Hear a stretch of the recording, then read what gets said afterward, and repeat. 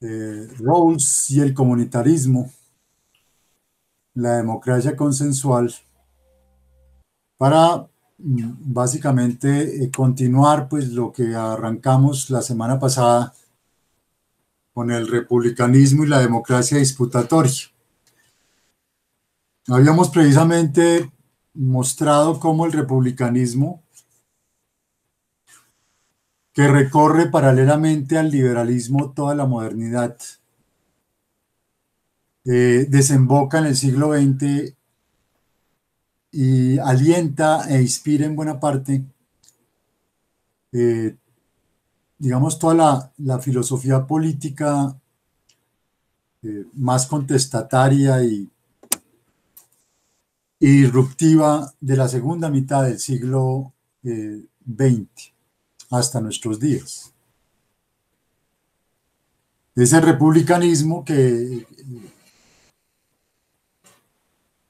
no hay que confundir con el humanismo cívico, que efectivamente es una herencia de la sociedad antigua y medieval, y que por lo tanto carga un legado no moderno, ¿sí? En el sentido de que de cualquier forma el humanismo cívico, que va a ser recogido por Pocock en un libro que, si mal no recuerdo, se llamó El momento maquiavélico, de cualquier forma, al recoger ese legado antiguo y medieval, se escribía como una doctrina, digamos, de carácter ético, y por tanto, pues, representaba en buena parte una postura no abierta a todas las posiciones políticas, digamos, porque finalmente el liberalismo y el mismo republicanismo no tienen filtro, llamémoslo así, de entrada. No tiene uno que pertenecer a un etos, o no tiene uno que pertenecer a una religión, o no tiene uno que pertenecer a una postura social determinada para ser parte de él, ¿sí? Tanto el republicanismo como el liberalismo, pues en cierta manera, por lo menos doctrinariamente, están abiertos pues a quien quiera, digamos, asumirlos. El humanismo cívico ya representaría, digamos, una postura ética como tal.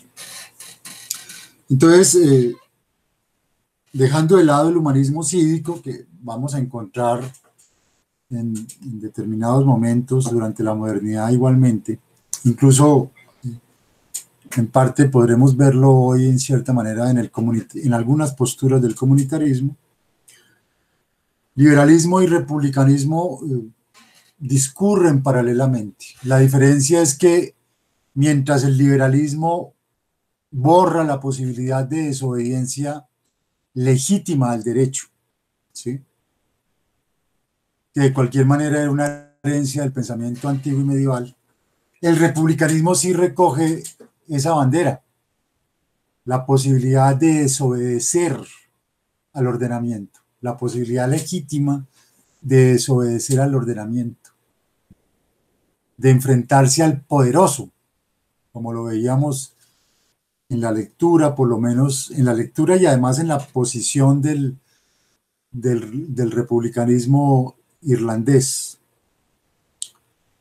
Los dos, por tanto, con estas dos diferencias, con esta diferencia, recorren la modernidad, siendo de cualquier manera el republicanismo más democrático en la medida en que reconoce el derecho de resistencia, y siendo el liberalismo más restrictivo en la medida en que es el que ambienta la obediencia absoluta al derecho y la obediencia absoluta al ordenamiento. El liberalismo solo va a permitir la desobediencia al tirano, pero no la desobediencia a la ley.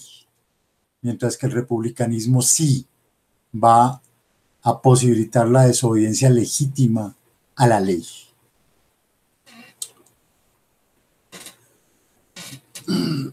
Entonces, vamos a desarrollar este modelo de Rawls, la democracia consensual. Rawls es un autor angloamericano, nace en Baltimore, que es un puerto a 1 hora de Washington, la capital, y muere hace pues 18 años. Y su libro más publicitado, aunque no el único, porque ahí vamos a ir viendo varios textos claves para la comprensión, en especial, me adelanto, sus lecciones de filosofía moral y sus lecciones de filosofía política, que indudablemente han constituido, digamos, un complemento decisivo y determinante para la comprensión de la totalidad de su pensamiento, bastante vilipendiado. Hay toda una leyenda negra sobre Rawls, como la hay sobre Habermas, ¿sí? En parte del pensamiento neoliberal, porque Rawls no es neoliberal. Muchas lecturas han querido identificarlo con eso es falso. Y también una lectura sesgada del marxismo estalinista, que ha querido descalificar a estos autores, calificándolos de liberales, lo cual tampoco es cierto.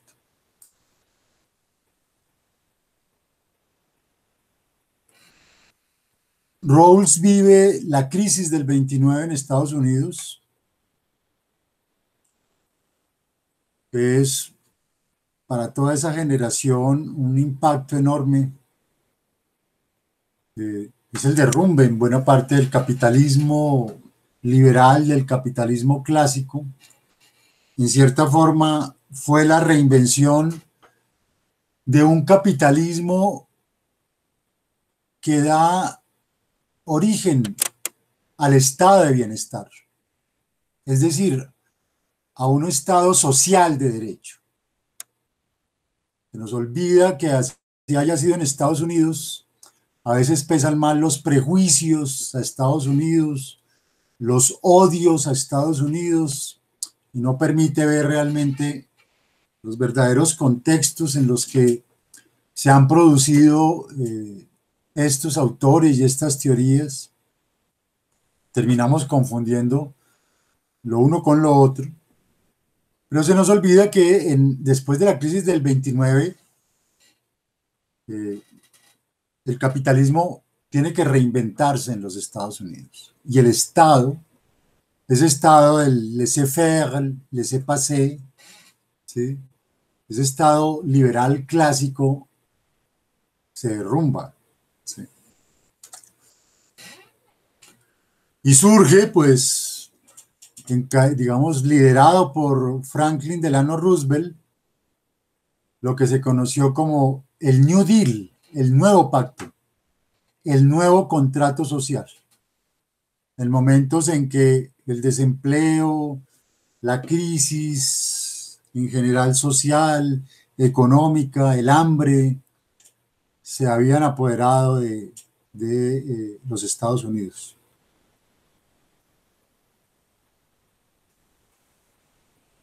En ese contexto es que se cría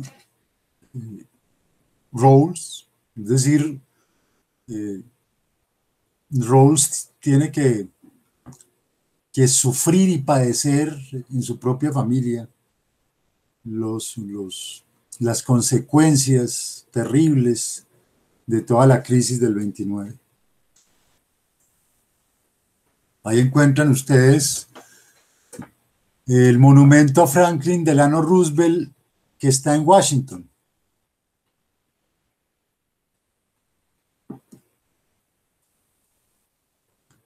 Es una foto que yo tomé porque pese a que había vivido en Washington, no descubrí el monumento a Roosevelt, sino muy tarde. Eh, el monumento a Roosevelt está en el lado,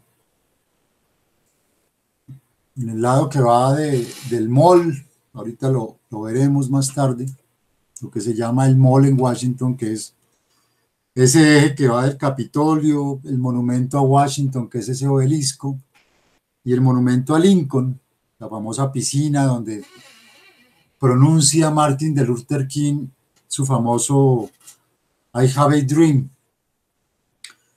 Y entre ese eje, que es un enorme parque, hermoso,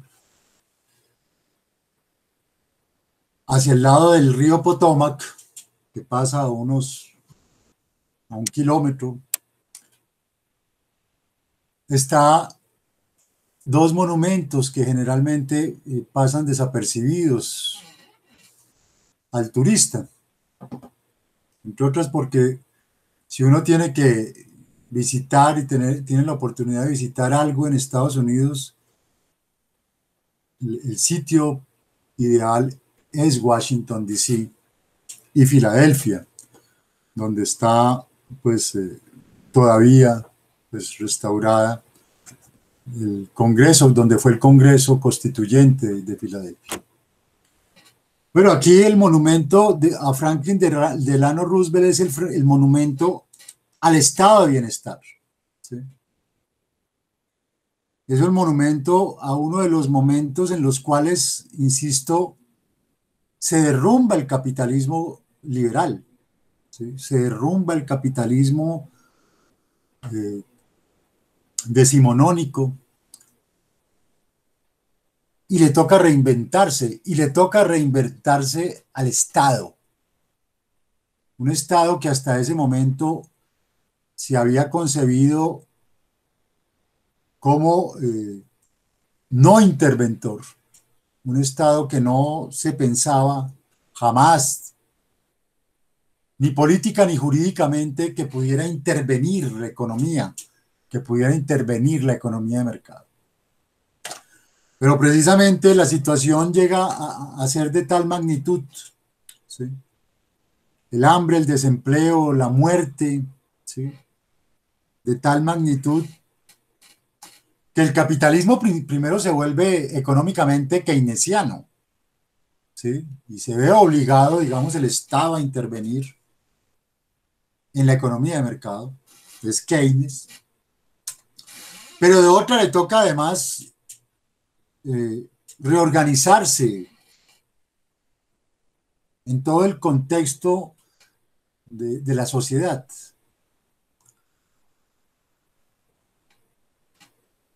El test de nuestro progreso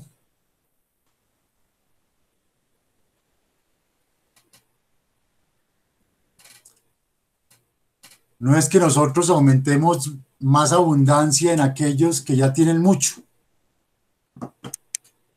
sino donde podemos proveer nosotros suficiente para aquellos que tienen menos. Entonces Rawls, y muestro esto por este motivo, uno de los insumos de Rawls es dar razón del estado de bienestar. Rawls intenta justificar el estado de bienestar. Y en ese punto ya Rawls no es liberal. Ya el planteamiento rawlsiano tiene que calificarse como un planteamiento postliberal, ¿sí? Y mucho menos Rawls es neoliberal, como a veces el stalinismo ignorante, ¿sí? Y sesgado intenta señalarlo. Rawls, me adelanto, es un socialdemócrata. Rawls es un representante del socialismo democrático en Estados Unidos. Y ustedes saben que representante del socialismo democrático es Bernie Sanders. Ese es un representante del socialismo democrático. Bueno, en esa misma línea está Rawls.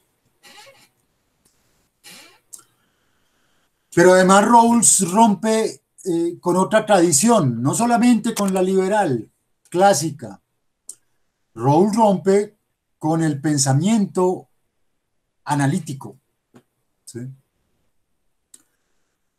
Porque la filosofía analítica es una filosofía que empieza, digamos, a tener y a volverse hegemónica a partir de los años 30, ¿sí? Del primer Wittgenstein y de una lectura de nuevo dogmática de Wittgenstein, como siempre. Pero Rawls también más tarde rompe con esa lectura analítica, es decir, a Rawls no le interesa como le interesa al conjunto de la filosofía analítica, simplemente dar cuenta de la claridad de las categorías. A Rawls le interesa es dar cuenta de los problemas societales. Y en ese sentido, la filosofía analítica no le sirve, porque la filosofía analítica es libresca.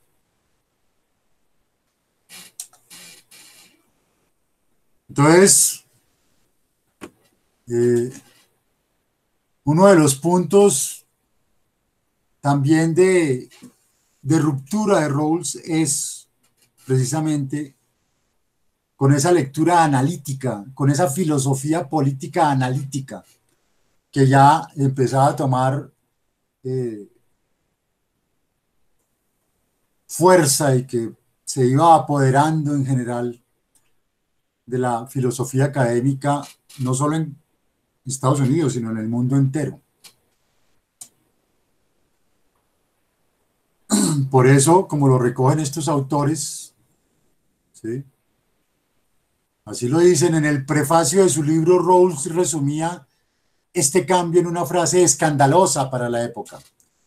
Las nociones de significado y de análisis no desempeñan un papel esencial en la teoría tal como la concibo. Es decir, a él no le interesaba escudriñar el significado de las palabras. A él no le interesaba dar cuenta de qué significa la justicia. A él lo que le interesaba era responder por la justicia en su momento histórico, social, político, económico que estaba viviendo. Y por eso, en ese momento, es escandalosa la obra de Rawls. Pero entender a Rawls también supone entender la sociología de la cultura en un país como Estados Unidos.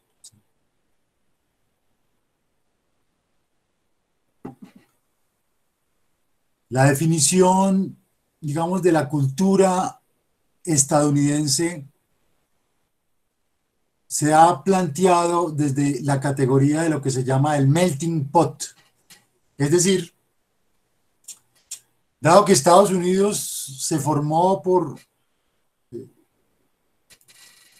toda una convergencia de migraciones durante toda su existencia, salvo ahora con Trump, que quiere cambiar ese carácter que siempre tuvo la consolidación cultural estadounidense. El melting pot era de que todos llegaban y sin perder su identidad, todos coexistían ahí. Frente al concepto nuestro de mestizaje, que es llegar todos y licuarse. ¿Sí? Entonces, acá no estamos licuados, lo cual sí ha alimentado el romántico concepto de que somos la raza cósmica,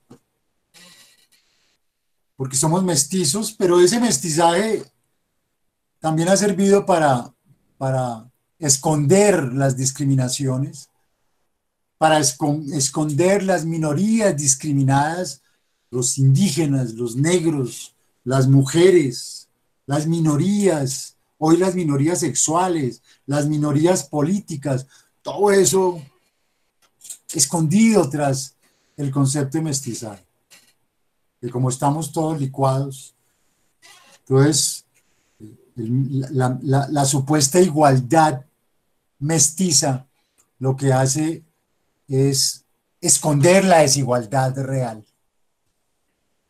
En Estados Unidos, sin embargo, cada etos ha mantenido su identidad, ¿sí? Cada etos ha mantenido su identidad. Ustedes encuentran las pagodas japonesas, encuentran Chinatown, la ciudad china en San Francisco, encuentran el barrio chicano, ¿sí? Encuentran el barrio gay, ¿sí? San Francisco, que es un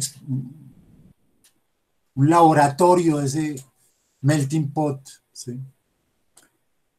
Encuentran el anglosajón, ¿sí? En fin, encuentran esa variedad de etos, pero no son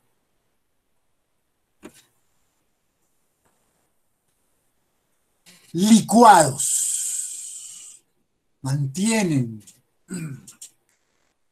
su etos, sus valores, sus tradiciones, a veces incluso su lenguaje.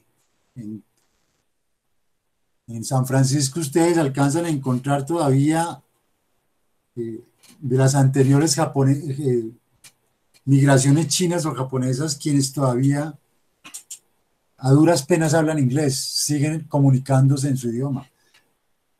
Encuentran etos que hablan de esa tierra como Teotlacán, usando el término incluso amerindio, ni siquiera México, sino amerindio, porque todo California fue mexicano, ¿sí? En buena parte, y todo California hasta Alaska será colonizado por los españoles. Ustedes encuentran colonias, misiones españolas hasta Alaska, ¿sí? Toda esa costa pacífica. Entonces, etos que se mantienen ¿sí? en su pureza prácticamente original, como la amerindia, ¿sí? Entonces, Estados Unidos es un país de eticidades, no es, claro, uno a veces el odio así que le incuban contra Estados Unidos, creen que todos son blancos, anglosajones, protestantes, como Trump. No, es una minoría. Pero Estados Unidos es un país de minorías, es un país de migraciones. Cuando Rawls regresa de hacer su doctorado en Oxford, que lo hace con Hart, quien escribe el concepto de derecho, y lo hace también con un sociólogo, Isaías Berlin, lo primero que se encuentra es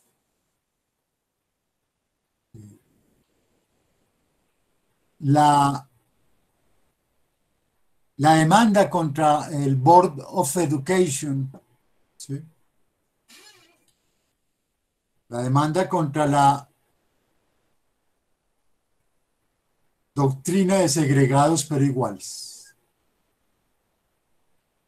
que había establecido que los niños negros tenían que estudiar en escuelas diferentes a los niños blancos, que eran iguales, pero tenían que estar segregados. Ese fue el disfraz jurídico, ese fue el disfraz legal después de la Guerra de Secesión para mantener la discriminación, la segregación, ¿sí? Como la que había en Sudáfrica, contra no solo los negros, sino contra todas las minorías, es decir, contra la minoría hispanoamericana, contra la minoría nativoamericana contra la minoría asiático-americana.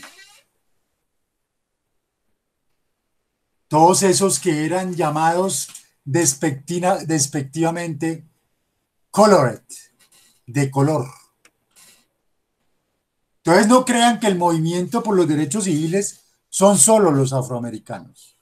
Ahí han estado siempre las otras minorías, incluso en ese momento los judíos radicales que venían de sufrir y de padecer el holocausto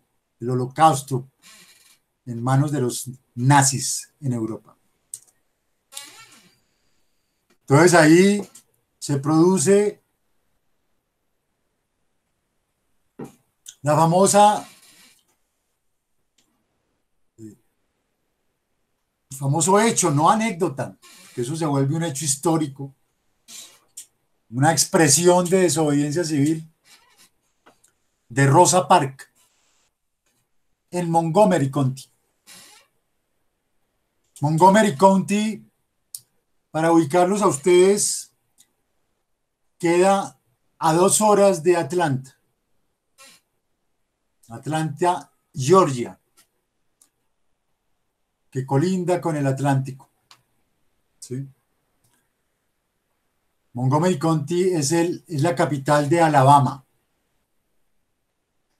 Y Montgomery County tiene una significación muy dolorosa, porque Montgomery County es donde llegaban las diferentes, digamos, migraciones de esclavos para ser repartidas por todo el sur de los Estados Unidos. En Montgomery County encuentran ustedes, bajo el rimbombante nombre de Empresa de Exportación Transatlántica,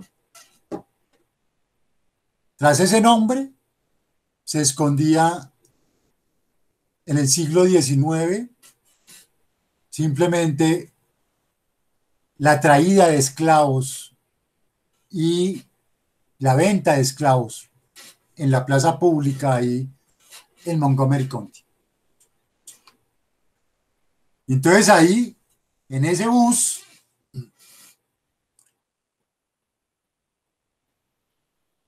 Rosa Parks desafía la ley, porque la ley decía que cuando el bus estaba lleno, el negro tenía que darle asiento al blanco. Entonces el bus está lleno y un blanco increpa a Rosa Parks, le dice, deme el asiento. Y ella le dice, no, no se lo voy a dar. Y dice, si no me lo da, le digo al chofer. Y dice, no se lo voy a dar. Tipo va, le dice al chofer, para en el bus. El chofer, un blanco anglosajón, gordo, desagradable, ¿sí? Como todos esos gringos de los 50, ¿sí? Le exige que se pare y ella no se para. Entonces le dice, voy a llamar a la policía, llámela. Llega la policía y efectivamente la arrestan. Está violando la ley. Y empieza un boicot en Montgomery County y toda la población afroamericana deja de tomar el transporte público. Y obviamente ellos eran los que tomaban básicamente el transporte público. Durante un año entero, hasta que logran que esa medida sea echada para atrás. Un año entero, en donde los afroamericanos de Montgomery County, y esto se extiende a otros condados, por primera vez empiezan a levantarse contra la segregación. Eso que ven ustedes ahí se llama el Memorial Nacional para la Paz y la Justicia. Está en Montgomery County. Yo fui invitado por una ONG de derechos civiles a lo que se conoció como el Freedom Trial Reloaded, La marcha por la libertad recargada, 50 años después de la marcha por la libertad emprendida por Martin Luther King. Y ahí encuentran ustedes esas imágenes, esas son fotos que yo tomé, ¿sí? En un sitio que los estremece, ya van a ver por qué. Todas esas placas que ustedes ven ahí, todas esas placas que parecen como lápidas, como ataúdes colgantes, en cada una de ellas están los nombres de los afroamericanos que fueron asesinados durante el siglo XVIII y el siglo XIX. Un trabajo de recolección histórica y cada nombre está ahí sobre esas placas de metal de todos los condados de Estados Unidos, donde los afroamericanos fueron ajusticiados, asesinados, linchados por los blancos cuando se les daba la gana. ¿Sí? En esta foto donde aparece el árbol al fondo, eso es Montgomery County hoy. Y eso que aparece ahí, esos seres humanos con las manos arriba, eso es las redadas que hacía la policía blanca, ¿sí? Detrás están unos policías con perros, ¿sí? Que usaban perros para morder a los negros, a los mexicanos, a todo el que fuera de color. ¿Sí? Un régimen en el sur de los Estados Unidos absolutamente segregacionista. A una hora larga, perdón, de Montgomery está Selma, ¿sí? Que hizo parte de ese Freedom Trial, donde Martin Luther King encabeza la marcha por todos esos pueblos, por Montgomery, por Birmingham, ¿sí? Por la misma Atlanta. Es el puente que la película muestra siendo cruzado por... Y ahí está Birmingham, donde el Ku Klux Klan pone una bomba y mata a esas niñas que aparecen ahí, las estatuas de ellas, en este parque famoso. Y Savannah, en la costa atlántica de Georgia, que era donde llegaban por barco los esclavos. Es decir, todo el sur de Estados Unidos, un sur esclavista. Y ahí está,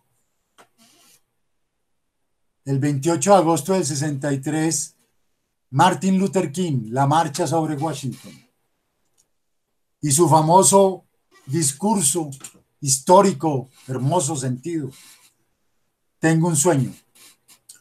Tengo un sueño que un día sobre las colinas rojas de Georgia, los hijos de quienes fueron esclavos y los hijos de quienes fueron propietarios de esclavos serán capaces de sentarse juntos en la mesa de la fraternidad.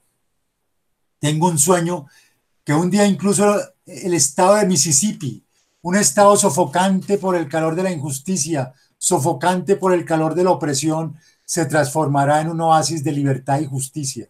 Tengo un sueño que un día allá abajo en Alabama, con sus racistas despiadados, con su gobernador que tiene los labios goteando con las palabras de interposición y anulación, que un día justo allí en Alabama, niños negros y niñas negras podrán darse la mano con niños blancos y niñas blancas como hermanas y hermanos. Tengo un sueño hoy, esta es nuestra esperanza, esta es la fe con la que yo vuelvo al sur. Con esta fe seremos capaces de cortar de la montaña de desesperación una piedra de esperanza. Entonces, ese es el discurso de la desobediencia civil en Estados Unidos, de Martin Luther King. Y precisamente de eso, el otro El otro gran monumento que está más hacia el sur del de el estado de bienestar es este, de Martin Luther King. Con esta fe seremos capaces de cortar de la montaña de desesperación una piedra de esperanza. Entonces cogieron un bloque, el artista cogió un bloque, cortó el pedazo y de ahí sacó el pedazo donde hizo la escultura de Martin Luther King, rememorando, digamos, esa frase. La casa de Martin Luther King en Atlanta. ¿Por qué muestro esto? Porque lo que Rawls va a hacer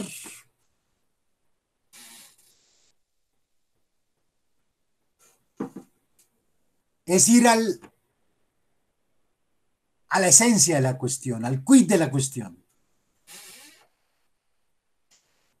Y el quid de la cuestión en los Estados Unidos, el quid teórico, conceptual que animaba todo esto, es que era justo, es que era la justicia, era lo que mayor bienestar le daba a la mayoría. Y como en ese momento, a partir, digamos, siglo XIX y hasta mediados del XX, la minoría blanca era mayoritaria, entonces el blanco consideraba que todo el ordenamiento jurídico, político y económico tenía que ser para su provecho, para el provecho del WASP, del blanco anglosajón. ¿Sí?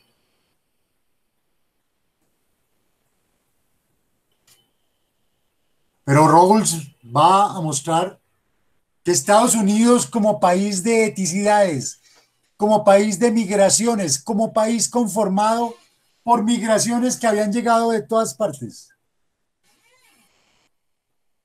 el blanco era una minoría más. Así fuera mayoritaria en ese momento, era una minoría más. Y que parapetado, justificado ideológicamente en el utilitarismo, en este concepto de justicia del utilitarismo, discriminaba y le imponía a las otras 4 minorías constitutivas de la identidad estadounidense, la afroamericana, la asiático-americana, la nativo-americana, que fue asesinada y diezmada, ¿sí? El genocidio mayor que se dio con los pueblos indígenas, con las primeras naciones en Estados Unidos, la minoría hispana, que esas otras 4 minorías, que son las que ustedes se les presentan cuando aplican a una universidad estatal en Estados Unidos, les va a aparecer las 4 minorías. ¿A qué minoría pertenece usted? Y aparecen estas 5. ¿Sí? O cuando van a aplicar a un empleo federal, ¿a qué minoría pertenece usted? Son las minorías constituyentes de la identidad estadounidense. Y cada una de ellas, además, muy heterogénea, poderosamente heterogénea.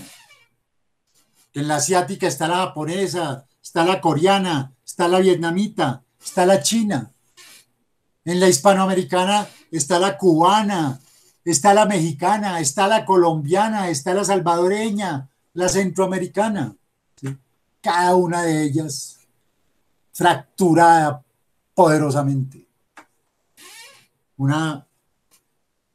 ¿Sí? El melting pot en toda su fuerza y su expresión. No el mestizaje, ¿sí? Que todo lo revuelve y todo lo tapa. Entonces, ¿qué es lo que va a decir Rawls? No me sirve el utilitarismo. Tengo que asumir críticamente la teoría del contrato social.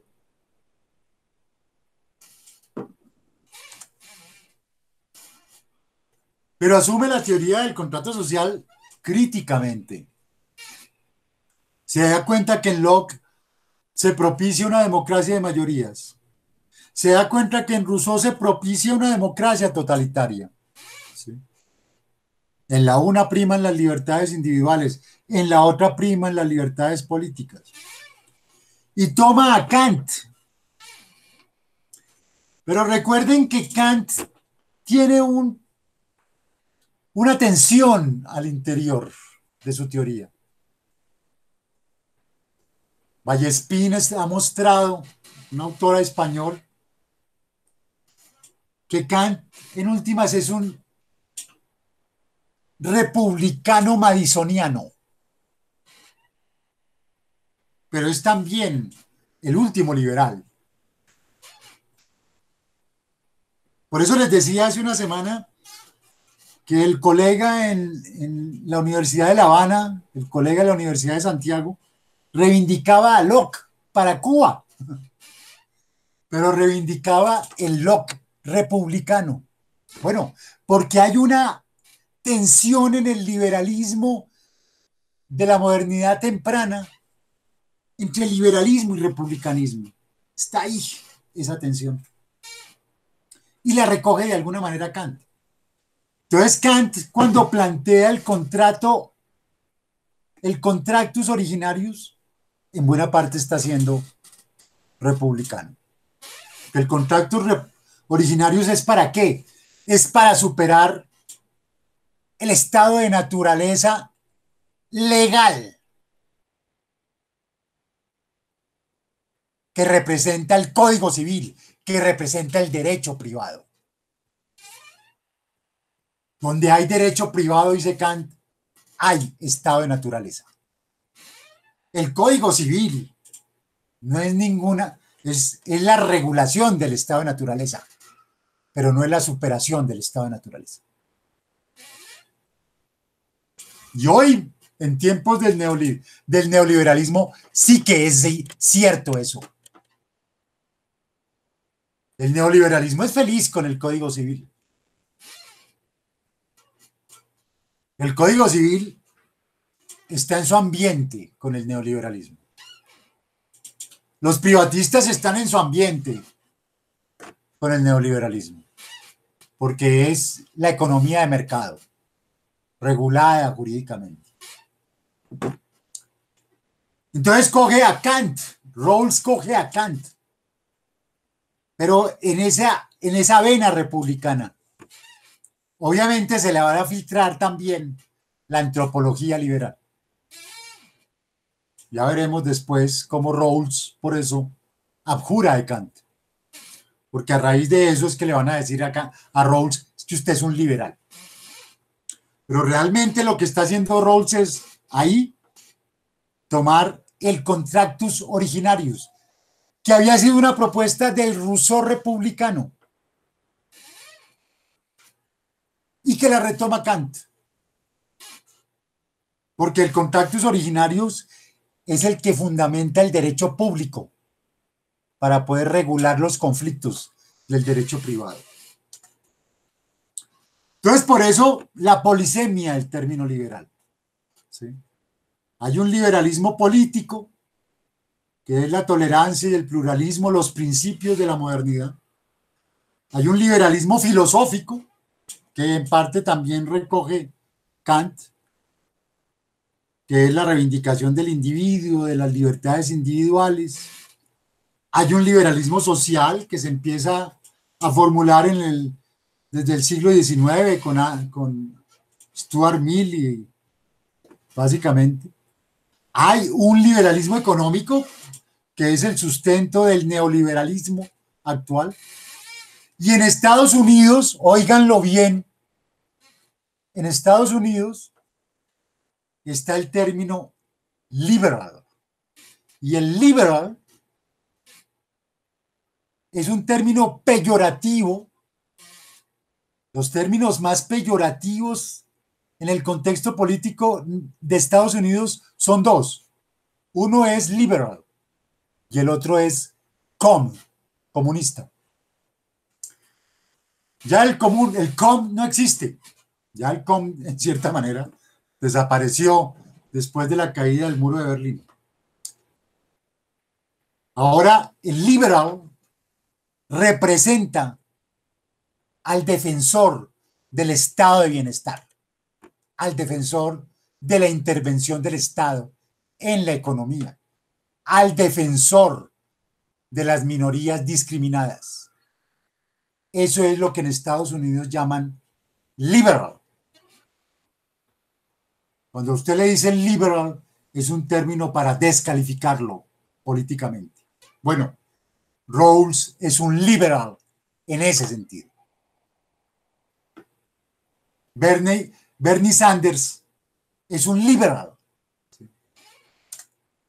Por eso, cuando Rawls abajo presenta la teoría de la justicia, dice, la teoría de la justicia es lo que ustedes aquí en Europa llaman socialdemocracia. Entonces, para que cuando les oigan el cuentazo de que Rawls es un liberal, entiendan la polisemia del concepto de liberal y el sentido y significado que tiene en el contexto estadounidense. Pese a que, como digo y reconozco, Rawls retomó elementos de la antropología liberal kantiana que más tarde vamos a ver cómo abandona. Entonces, en el espectro político de Estados Unidos está lo que se conoció como el Tea Party, una facción de ultraderecha, lo que aquí sería el centro democrático, la ultraderecha, dentro del Partido Republicano. No es propiamente un partido. En el Partido Republicano hay derechistas y hay republicanos de centro, que ya les aclaré el otro día que este Partido Republicano no tiene nada que ver con el republicanismo político que vimos hace una semana. Originalmente, digamos, tuvo elementos, pero ya después simplemente se vuelve el partido de los poderosos en Estados Unidos.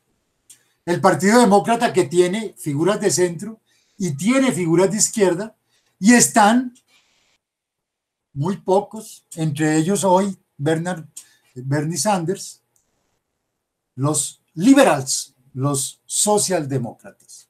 Ahí se ubica Rawls. Ahí está ubicado Rawls, en la socialdemocracia. Y así lo dice él cuando presenta la teoría de la justicia. Primero presenta a Dworkin, a Rawls, allá en París en el 87, que a los franceses la teoría de la justicia les llegó tarde, como les llega todo, ¿sí? Ellos, como son los que se inventan el mundo, todo les llega tarde, como a nosotros, hasta la muerte. Entonces, por eso las caricaturas, ahí tienen a Obama cuando estaba pidiendo que se le pusiera un impuesto del 40% a la renta de capital, cuando esa cifra, ¿sí?, había sido inferior a la que Nixon había impuesto, ¿sí?, o a la que habían impuesto antes, digamos, otros mandatarios, incluso republicanos. Por eso, era considerado un socialista. Ustedes saben que Obama era considerado también un liberal. Y en el 64, de ahí viene la película Art de Mississippi, cuando 3 activistas de derechos civiles son asesinados por el Ku Klux Klan en Mississippi, que eran el alcalde y la policía y todas las autoridades eran del Ku Klux Klan, y por primera vez interviene el gobierno federal y judicializa a estos asesinos. Entonces, Rawls lo que está tratando de ver es cómo salimos del estado de naturaleza ¿Cómo no convalidamos el estado de naturaleza? ¿Cómo no convalidamos la ley del más fuerte? Y eso lo concibe él en lo que va a llamar la posición original, que ese es el consenso político en el marco de un Congreso Constituyente. Porque la otra es que muchas veces no entienden que eso que Rawls llama posición original es el consenso político al interior de un Congreso Constituyente para salir del estado de naturaleza. Y entonces en ese Congreso Constituyente, antes de empezar el consenso político para precisar los principios de justicia, Rawls se va a preguntar, bueno, ¿para qué justicia? ¿Justicia para qué? ¿Cuál es el papel de la justicia? Lograr instituciones justas. La justicia es la primera virtud de las instituciones sociales. ¿Cuál es el objeto de la justicia? Regular la estructura básica de la sociedad, económica, ahí ya es posliberal, política, social, como la familia monogámica, es decir, regular incluso la vida privada, ahí es posliberal.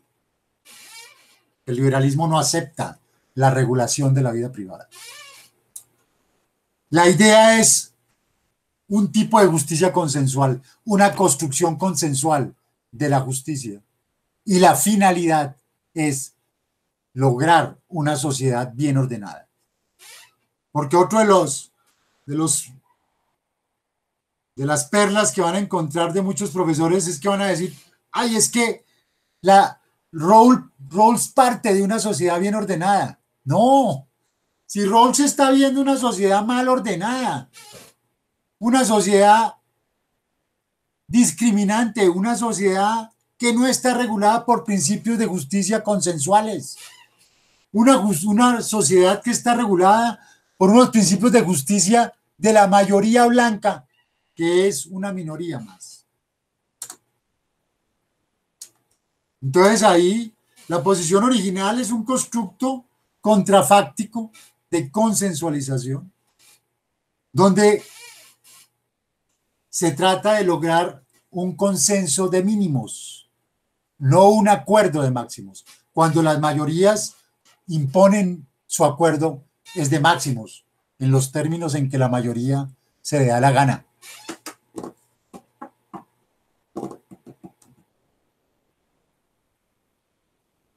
Cuando hay un consenso, tiene que ser un consenso de mínimos, que es donde todos podemos estar de acuerdo.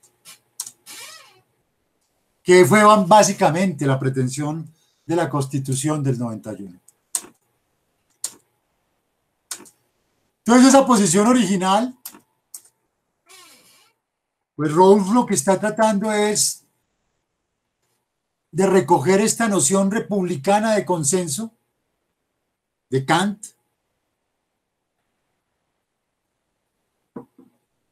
y darle forma.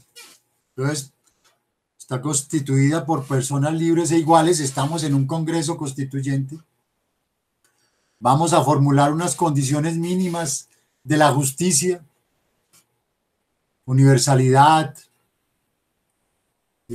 generalidad para toda la estructura básica, jerarquización de los principios, carácter público.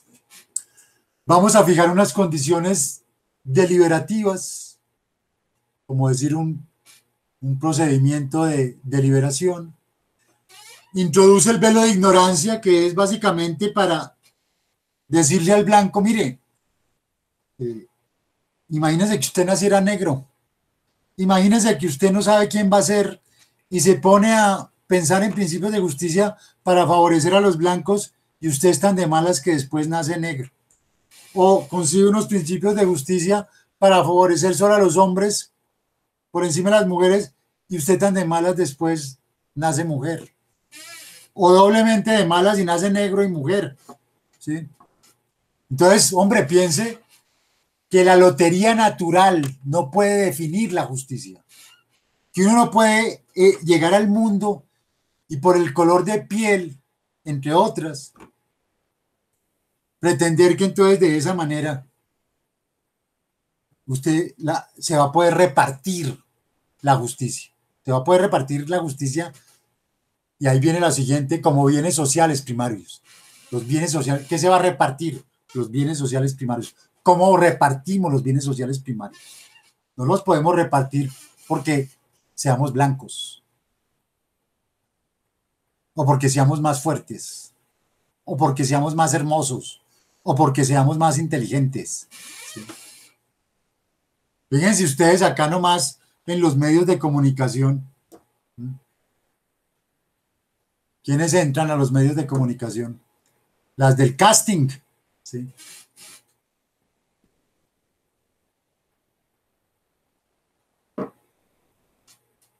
Entonces, los bienes sociales primarios no pueden repartirse por la belleza física, ni siquiera por la inteligencia, ni siquiera. Entonces ahí viene precisamente la deliberación sobre los principios de justicia, que son dos.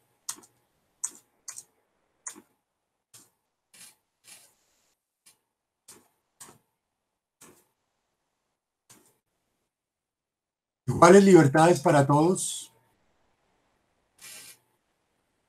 un principio constitucional y un segundo principio, que es el que regula la justicia distributiva, favorecer a los desfavorecidos. Ahí hay una discusión que es importante anotar, que es la discusión que da Rawls con tres concepciones de justicia. Primero, con la aristocracia natural. Excúsenme.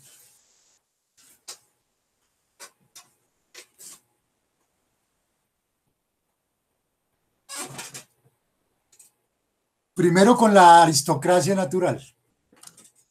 Es justo que haya injusticia, dice el aristócrata. Es justo que los más tengamos más por pedigrí, por tradición. Las élites que siempre creen que tienen derecho a más. Váyanse a Cartagena o váyanse a Medellín, la élite blanca, o váyanse a Cali, ¿sí? Los herederos, ¿sí? De las haciendas esclavistas, o váyanse a Popayán, o váyanse a Santander, ¿sí? El etos hispano, el blanco, incluso, ¿sí? Alemán, que por ahí pasó y dejó su semilla, Nicolás de Federman. ¿Sí? Entonces se sienten, incluso por ser blancos, aquí también se sienten superiores. Viene la libertad natural. Hoy en día los neoliberales, no, es que yo soy más capaz, soy más berraco, ¿sí? Soy más rápido, yo pienso más rápido. O los vivos, bueno, yo soy más vivo, ¿sí? El vivo vive del bobo, decimos acá. Entonces, no, pues la libertad natural, ¿sí? O yo soy más hermosa, entonces yo tengo más derecho, que soy buena, ¿sí? O el tipo que se cree bonito, no, es que yo soy también simpático, mire cómo tengo el peinado, ¿sí? Mire cómo me visto y mire cómo camino, ¿sí? El macho alfa. ¿Sí? Y viene la tercera, y lo insisto en esto porque ese es otro de las malinterpretaciones de Rawls. No, es que Rawls es un igualitarista liberal. No, si la tercera es la peor, es la que odia más Rawls.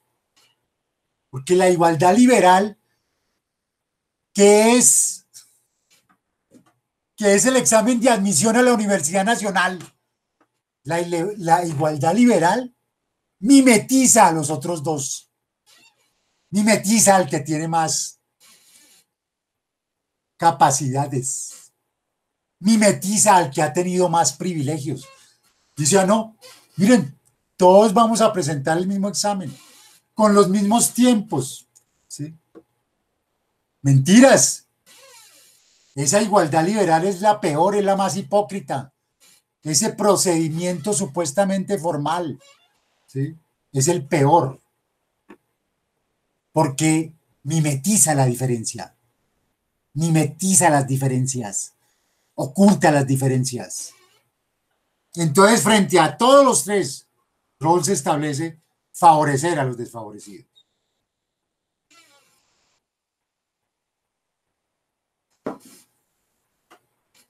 No favorecer a los favorecidos.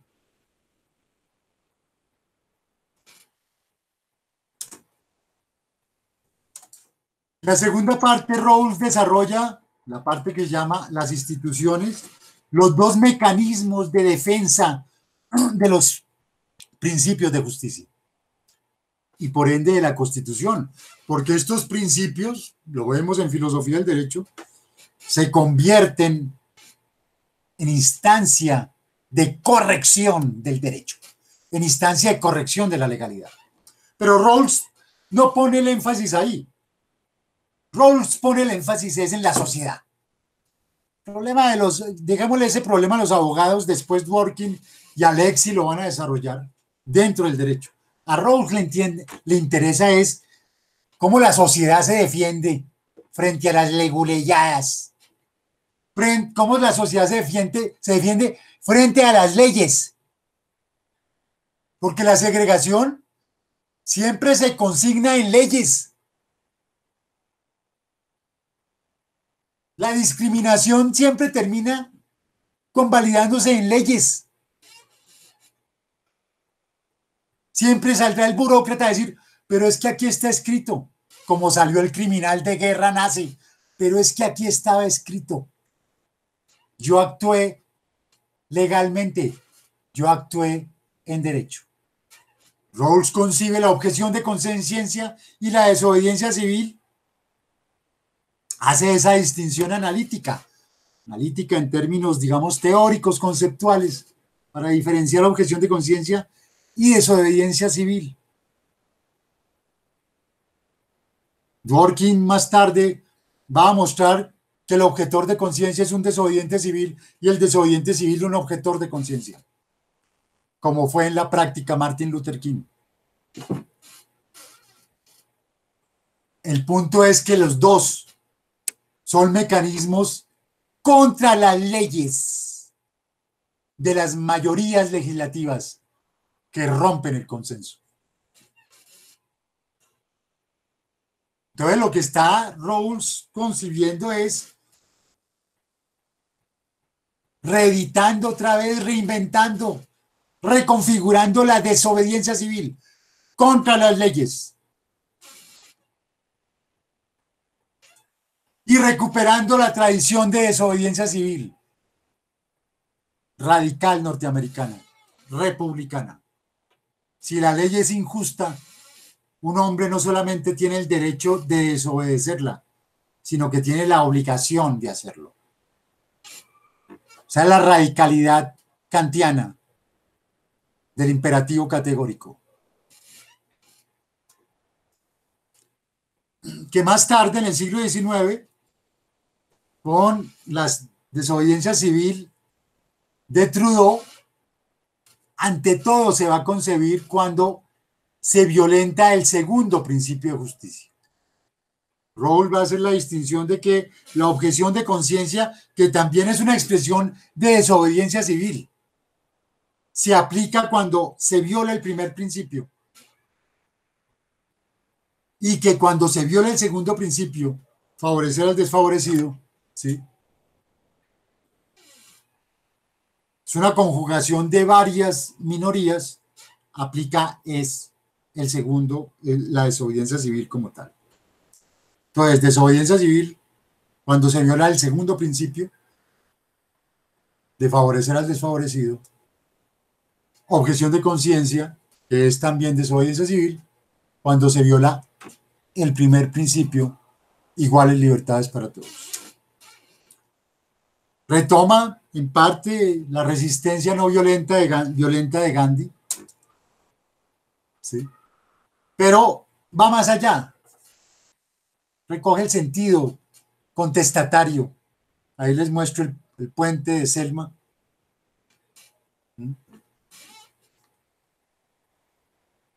en la famosa Freedom Trial, encabezado por Martin Luther King. Aquí entonces la desobediencia civil está concebida en conjunto como el rescate del consenso político constituyente. Es no violenta, pública, política. No son cuatro gatos clandestinos. ¿Sí? Es política, es pública. ¿Sí? Quiere convocar a un movimiento social. Y es en esencia no violenta. Y sin embargo, Rawls, en la discusión con Musgrave, ¿sí?, reconoce primero que la desobediencia civil puede ser en defensa de la Constitución. Y que esa desobediencia civil en defensa de la Constitución puede ser armada. Y esto no es porque la minoría lo quiera, sino porque la mayoría la empuja hacia eso. La minoría tendrá, dice Rawls, que medir las consecuencias de esa medida extrema. Pero si una mayoría persiste en su discriminación, entonces la minoría puede en un momento dado considerar la legitimidad de la desobediencia civil armada.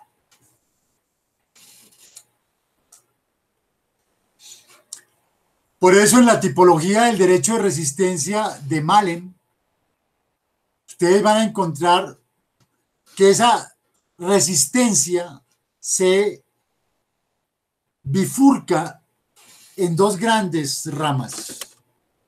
De una parte, la desobediencia, que puede ser armada, la desobediencia criminal, por supuesto, la civil, la administrativa y eclesiástica. Es una figura que nosotros tendríamos que explorar lo de la desobediencia administrativa. Es decir, que en un momento dado un funcionario puede ejercer una desobediencia administrativa a la ley o a una norma, invocando la Constitución. Estas figuras están en buena parte sugeridas por la Constitución del 91. ¿Sí? Pero la otra es la disidencia, que ya es contra la Constitución, contra el ordenamiento. La desobediencia no va contra la Constitución. La disidencia sí, por eso es revolucionaria, anarquista, ¿sí?, terrorista e incluso pacífica, pero que ya va contra el ordenamiento constitucional.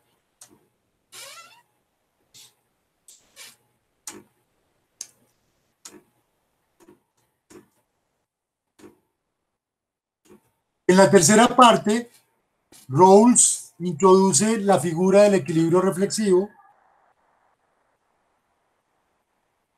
que tiene una lectura metodológica, y es cuál es el sentido de justicia al que yo tengo que amoldar los principios. Sentido de justicia es algo visceral, al que yo tengo que amoldar los principios dentro de un Congreso Constituyente. Y obviamente el sentido de justicia, es decir, lo que a mí me va a rayar si no se cumple en un cuerpo colegiado, es que no haya suficiente deliberación. Cuando en una asamblea llega un grupito ahí, impone sus decisiones, pues a mí me raya. Cuando cuatro gatos deciden por todo un conglomerado, sin que ese conglomerado se entere y ese conglomerado participe, pues a mí me raya, porque no hay suficiente deliberación. Y a veces la deliberación requiere una mínima representatividad. Pero hay una segunda lectura, que es la lectura de Javier Muguerza. Perdonen y apunto. Porque Javier Muguerza es un autor español anarquista. No lo mata Franco, pero lo manda a las Canarias, así, lo exilia en las Canarias. Era una figura pues de prestancia académica. Y Javier Muguerza, republicano, con mucha agudeza, dice, hay una cosa interesante en Rawls que no hemos descubierto. Está ahí, en la tercera parte. Y es que al final Rawls lo que está haciendo es enfrentando dos articulaciones de organización social, por no llamar dos principios, dos articuladores de organización social. Por un lado, cuando la sociedad alrededor de la autoridad del líder, de la autoridad de la tradición, ¿sí? Y por otro, cuando la sociedad se articula alrededor del consenso. Entonces dice, la lectura política del equilibrio reflexivo es que nos toca pasar los principios de justicia, es decir, y más allá de los principios de justicia, los articuladores sociales, los engranajes sociales, por el filtro de la familia. ¿Puedo vivir en la familia por autoridad o por consenso? Entonces muchos dirán, uy, es que esa familia de usted, ¿sí? Consensual, uy, no, si la familia se estructura desde la autoridad. Bueno, o en el trabajo. No, es que el principio de autoridad en el trabajo, de jerarquía. ¿Cuál consenso en el trabajo? No, usted manda, yo le pago, usted manda. Usted obedece, yo mando. O en las asociaciones, ¿sí?, de la sociedad civil. Autoridad o consenso. Dos articuladores de la organización social. Eso es lo que se enfrenta. Esa es la lectura política. Ese es el equilibrio reflexivo.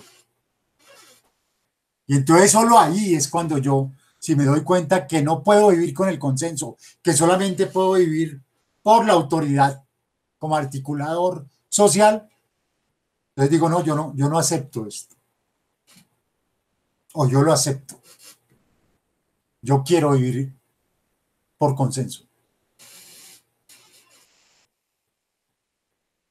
Porque me doy cuenta de que quiero y puedo vivir por consenso en la familia, en el trabajo, en las asociaciones.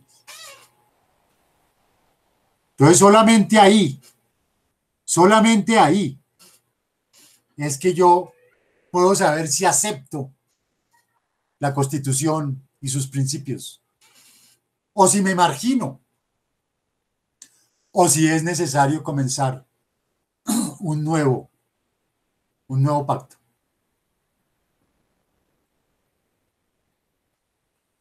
Un nuevo pacto constituyente. Esa figura del nuevo pacto, que se llamó en un primer momento la teoría del contrato social permanente, porque inicialmente a Rawls entonces se lo etiquetó como neocontractualista.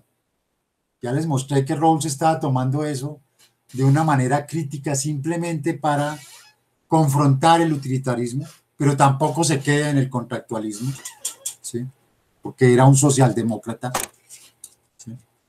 Toma elementos, pero no para casarse con ellos. Entonces solamente ahí yo, si veo que tengo que comenzar el pacto, la figura institucional de ese nuevo pacto es básicamente la Corte Constitucional, los tribunales constitucionales. Y ahí Javier Muguerza dice, más que el consenso, lo que prima en Rawls es el disenso como fuerza motriz y criterio normativo de una sociedad, más que el consenso. Entonces ahí lo que estamos enfrentando es autoridad versus consenso. Después de esto, precisamente, de la teoría de la justicia, empieza lo que se llamó el debate liberal comunitarista.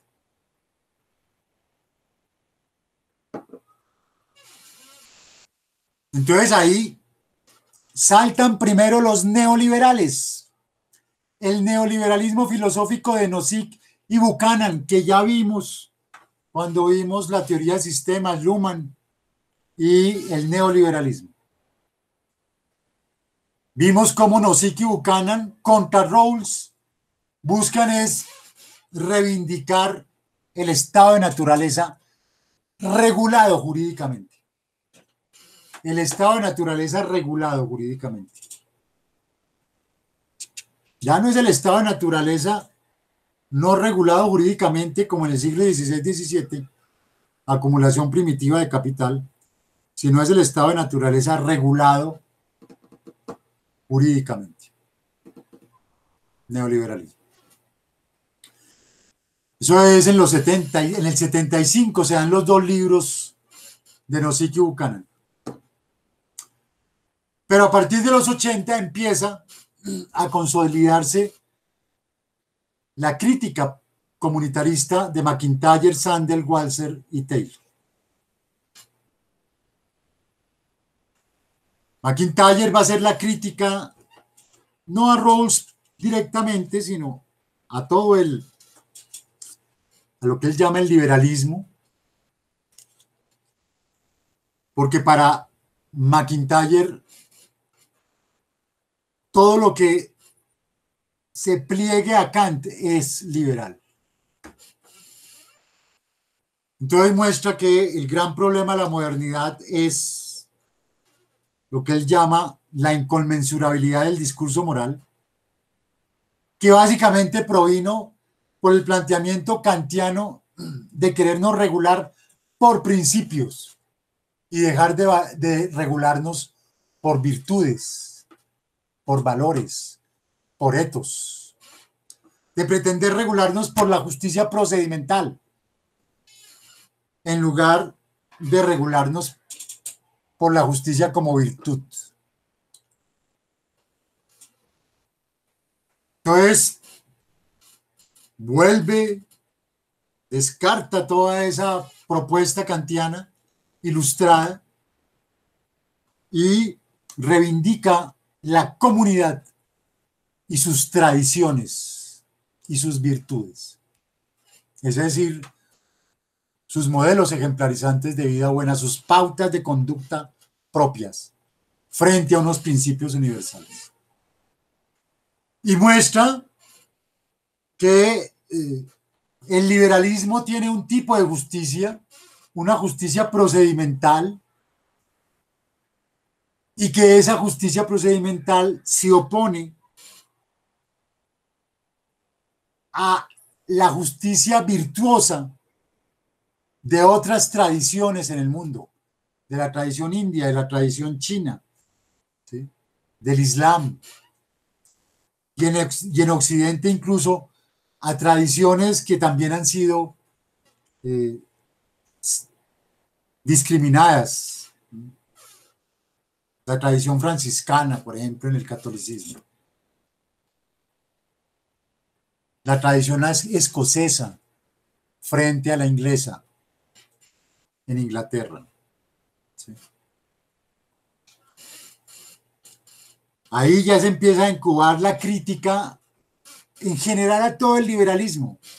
Es decir, todo lo que en un momento reivindique consensos para McIntyre es liberal y por tanto el consenso como tal es imposible. Esa es la versión más radical del comunitarismo, la versión incluso confesional, la versión que más tarde adoptará el Opus Dei.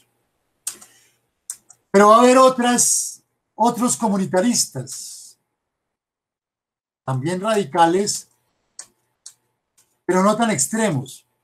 Michael Sandel va a mostrar que indudablemente en Rawls hay una primacía de lo justo sobre lo bueno, ¿sí? Y él apunta, y este es uno de los, como es colega de Rawls en Harvard, es, digamos, el que más impacta en Rawls.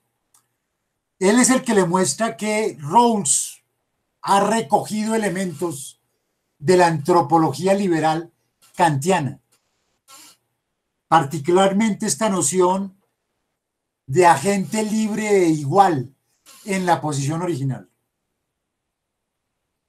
Y de que el velo de ignorancia, que de cualquier manera era un subterfugio de Rawls para convencer al blanco de que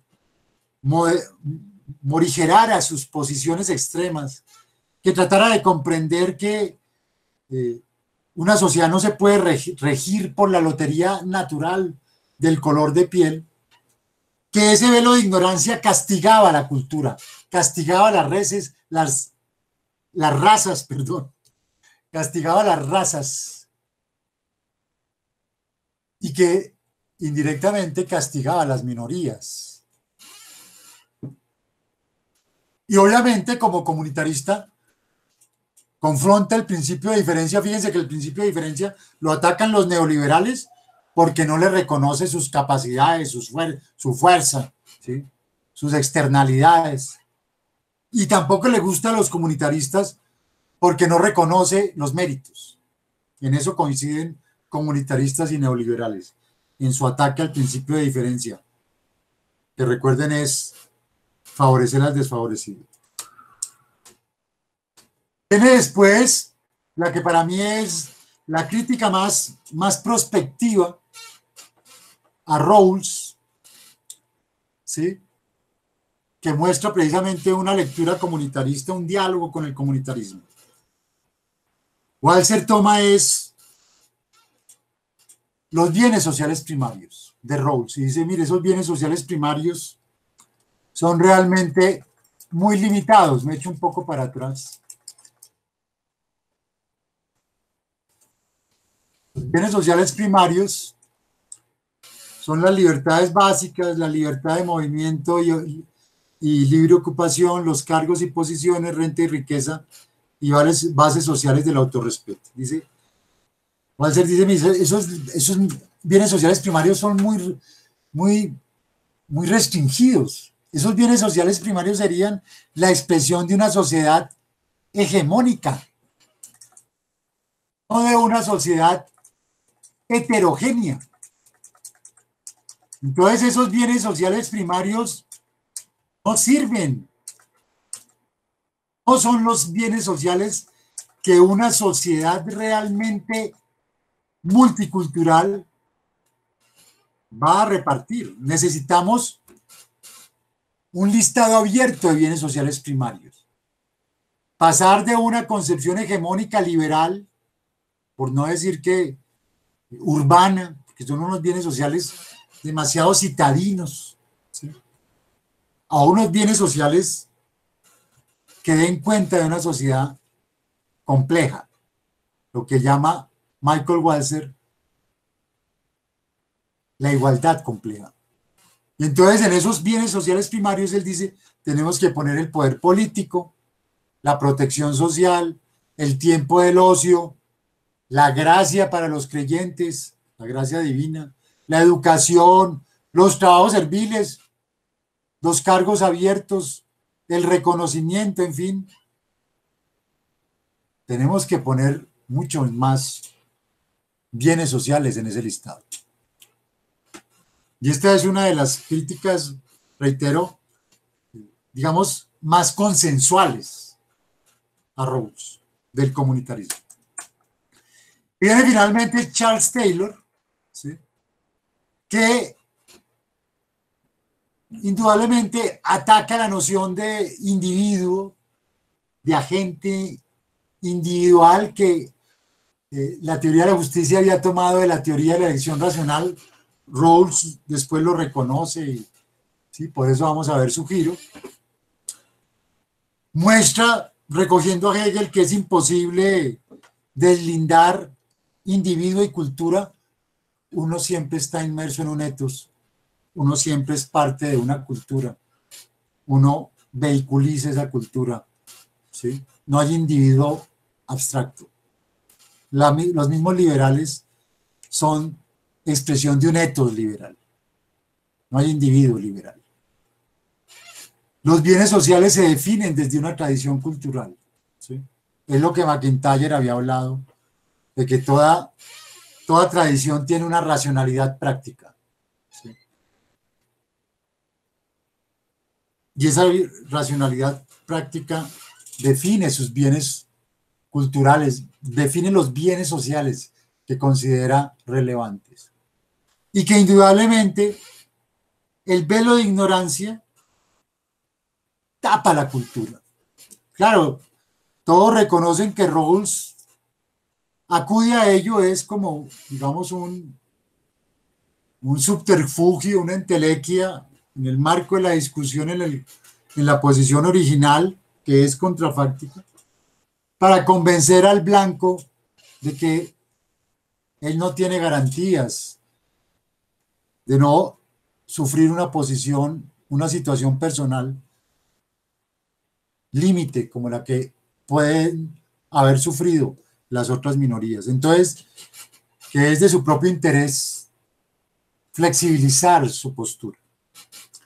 Pero los comunitaristas reiteran que el velo de ignorancia castiga la cultura y que de lo que se trata es de poner a la cultura a jugar. Bueno, Rawls recoge todas esas críticas comunitaristas y en el marco de lo que ya es el inicio del neoconservadurismo global, con el Papa Wojtyla iniciando su reinado, el asesinato de John Lennon, expresión de la contracultura, el inicio del neoconservadurismo, neoliberalismo, Thatcher, Reagan. Rawls, en un texto que se llama Constructivismo kantiano en teoría moral, empieza a alejarse de Kant. Y ahí en ese texto va a plantear que en la posición original no hay agentes, no hay individuos, hay personas morales y que esas personas morales, su interés de orden superior es proteger y promover su concepción de vida buena. Es decir, la persona moral es un ethos, es una comunidad. Es decir, que lo que vamos a encontrar en un Congreso Constituyente, en la posición original, son los representantes de las comunidades. Realmente, más que un giro pragmático, es un giro hacia el comunitarismo. Y empieza ya un proceso de asimilación, digamos, militante, radical del republicanismo, que se va a expresar en ese texto con este pensamiento: el ciudadano como fuente autooriginante de pretensiones y reclamos. Un ciudadano es el alter ego de todo el Estado. Un ciudadano es el alter ego de todo el Estado. Por tanto, del presidente para abajo, ese burócrata, ese funcionario, es subalterno del ciudadano. Y el ciudadano es fuente autooriginante de pretensiones y reclamos. Democracia disputatoria. Ciudadano reclama sus derechos. Y si no se los dan, el ciudadano pasa a la modalidad de democracia contestataria, desobediencia civil. Ahí viene la democratización de la Unión Soviética, Chernobyl, la matanza en Tiananmen, la caída del muro de Berlín. Y en todo este periodo, Es decir, del 80 al 90, Rawls da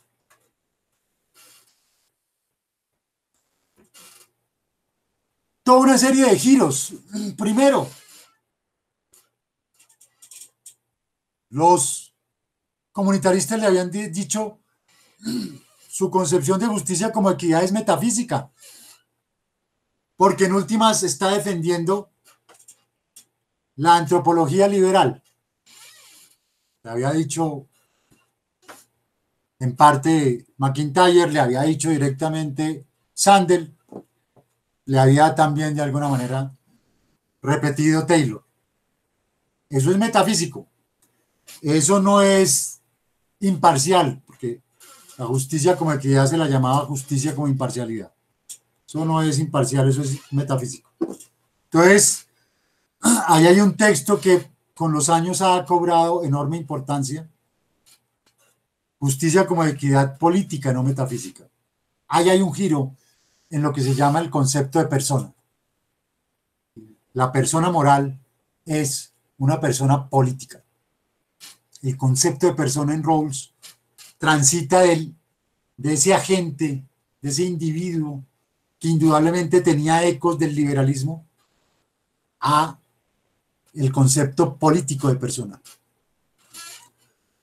Asimila la deliberación ciudadana por el republicanismo. Las últimas lecciones que dicta son las de Hegel, lecciones de filosofía moral.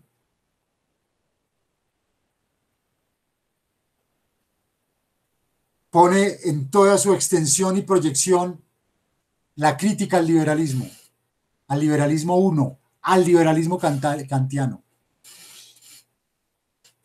Reivindica la noción de eticidad y recoge el concepto de reconciliación. Ojo, de reconciliación. Vamos a ver ahorita por qué es importante eso.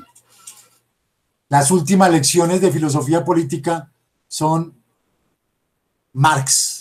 Le dedica tres cursos diferentes a Marx. 3 cursos diferentes.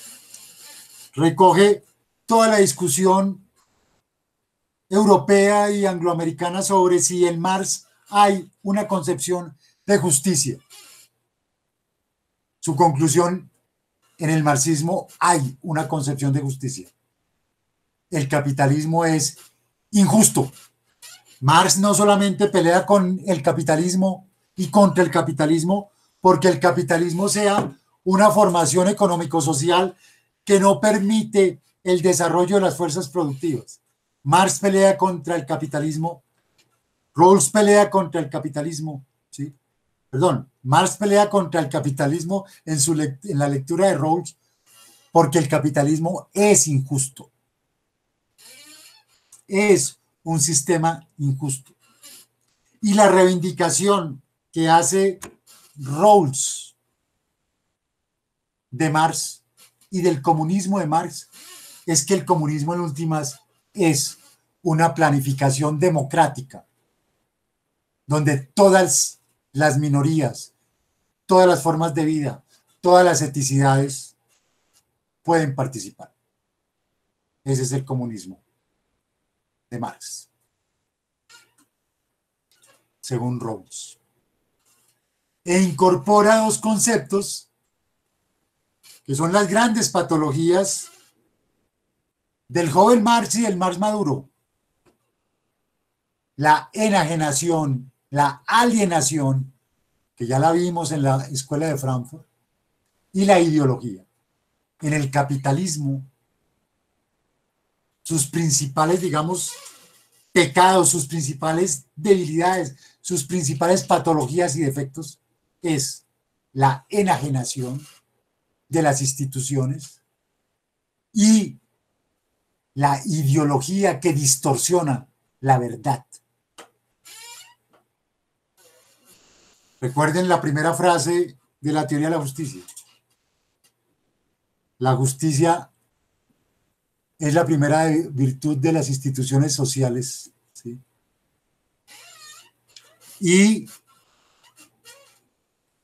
la verdad, Así como la justicia tiene que responder a la justicia tiene que responder a las instituciones, como la verdad tiene que responder a los sistemas de pensamiento. La ideología no permite la verdad. La ideología oculta la verdad. Toma esos dos conceptos del joven Marx sustancialmente y los une con la reconciliación de Hegel. Que en Hegel la reconciliación era ¿para qué? Era para superar la alienación. Y con todo esto concibe el liberalismo político, su libro, que es un liberalismo político en clave sociológica, no en clave doctrinaria.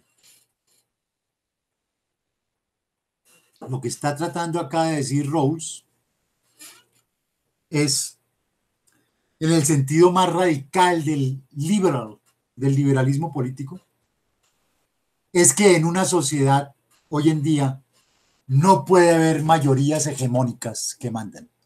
Las sociedades se han vuelto tan heterogéneas, están constituidas por tal multiplicidad de formas de vida que todas tienen que tener la posibilidad de manejar la sociedad en un momento dado.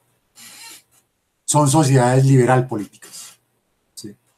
Son sociedades, por tanto, que no se pueden manejar por una concepción de pluralismo procedimental, sino de pluralismo razonable. ¿Sí? Es decir, por consenso. No se pueden manejar por mayorías, se tienen que manejar por consenso. El liberalismo político de Rawls es el reconocimiento de que las sociedades son heterogéneas, compuestas por múltiples formas de vida y que tienen que manejarse por consenso, no por mayorías. Y concibe su figura, del overlapping consensus, ¿sí? Que incluso nos permite comprender el acuerdo de paz en Colombia. Nos permite analizar el acuerdo de paz en Colombia. Hay un primer momento, modus vivendi social, donde priman las mayorías. Pero que primen las mayorías no significa que no haya minorías en conflicto. La guerrilla en el caso colombiano. Hay que explicitar el conflicto. Hay que poner el conflicto en la palestra. Hay que sacar el conflicto de la oscuridad. Se necesita para eso ¿qué? Un consenso constitucional, procedimientos democráticos para superar el conflicto, para que el actor del conflicto pueda salir a la palestra democrática, social. Tercer momento, de esa manera se ambienta una condición de cooperación de la vida social. Lo llama Rawls virtudes cooperativas de la vida social.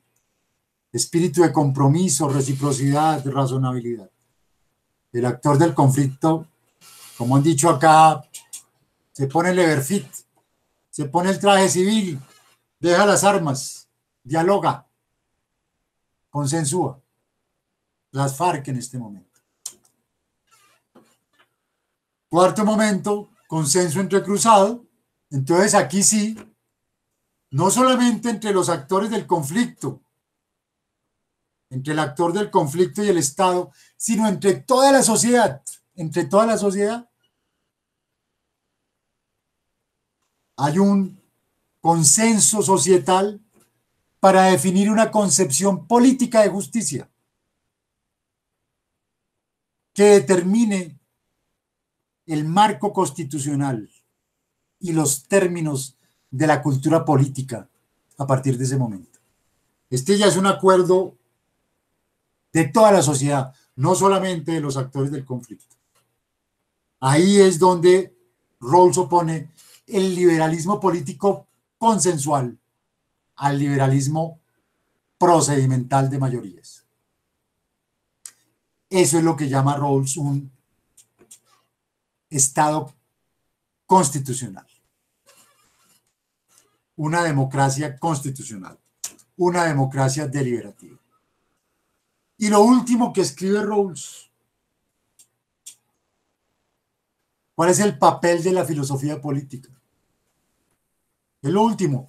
Esto lo escribe su asistente, que ha sacado durante 30, 40 años, desde el 70 hasta finales de los 90, 30 años. Ha sacado apuntes de los, ¿sí? de las correcciones, de las precisiones que ha hecho Rawls a la teoría de la justicia. Rawls alcanza a leer esto antes de su segundo ataque, de su segundo accidente cerebrovascular.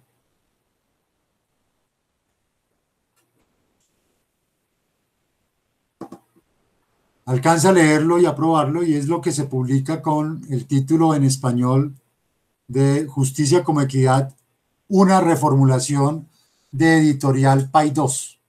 Ese es el libro que sintetiza el pensamiento de Rawls.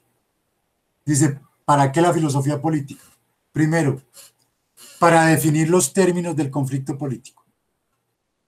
Segundo, que nos faltó hacer eso en el proceso de paz con las FARC, evaluar las instituciones frente al conflicto. ¿Por qué no sirvió la Constitución del 91? ¿Qué pasó con la Constitución del 91? Tercero, reconciliar a los actores del conflicto. Reconciliarlos. Superar la ideología, superar la alienación. Cuarto, proyectar una utopía posible, porque Hegel le había quitado a la filosofía la posibilidad de proyectar una filosofía, una utopía posible. Y la filosofía también tiene el deber de proyectar una utopía. Y quinto, el dominio de la filosofía práctica en general, política, moral, jurídica, es la estabilidad. ¿Cómo logramos la estabilidad de las instituciones? Y terminemos con esta frase de Philippe Van Parijs,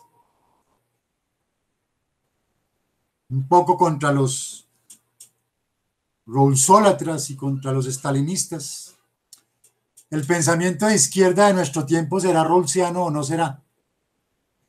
No es que aquellos que se ubican a la izquierda, aquellos a quienes preocupa ante todo la suerte de los menos favorecidos, deban buscar en la teoría de la justicia de Rawls los versículos que decreten la verdad y dicten la conducta, como muchos hacían antes en las páginas de El Capital.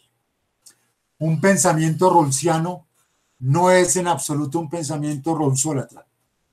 Si el pensamiento de izquierda debe ser rawlsiano, es en el sentido en que tiene que combinar los ideales de tolerancia y solidaridad que Rawls se ha esforzado en pensar coherentemente.